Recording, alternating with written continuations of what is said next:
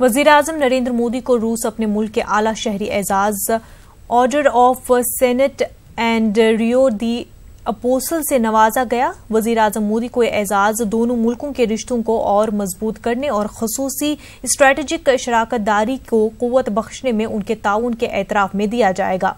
पिछले हफ्ते ही UAE ने भी वज़ीर-ए-आज़म को जायद मेडल से नवाजा था। आप देखिए नाज़रीन ये रिपोर्ट, हमें दीजिए इजाजत, आदाब।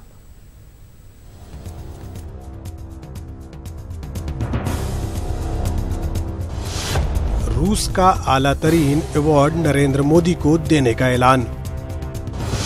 Order of Saint Andrew the Apostle से PM मोदी को नवाजा जाएगा।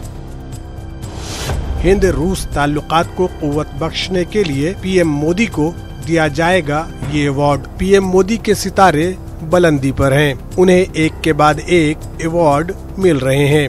UAE के बाद अब रूस ने उन्हें आला तरीन award Order of Saint Andrew the Apostle award से नवाजने का ऐलान किया है। वज़ीर-ए-आज़म को ये अवार्ड दोनों मुल्कों के बीच रिश्ते को फरोग देने के लिए दिया जा रहा है।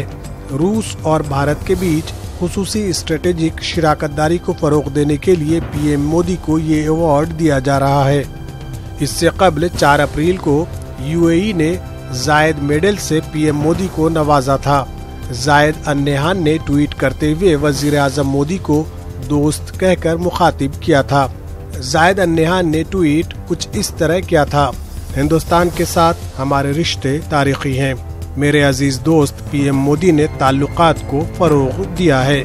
उनकी कोशिशों की सिताइश करते हुए UAE के सदर ने उन्हें जायद अवार्ड दिया है। इतना ही नहीं, इस साल PM मोदी को जनूबी कोरिया के सोल अमन अवार्ड से भी नवाजा गया था।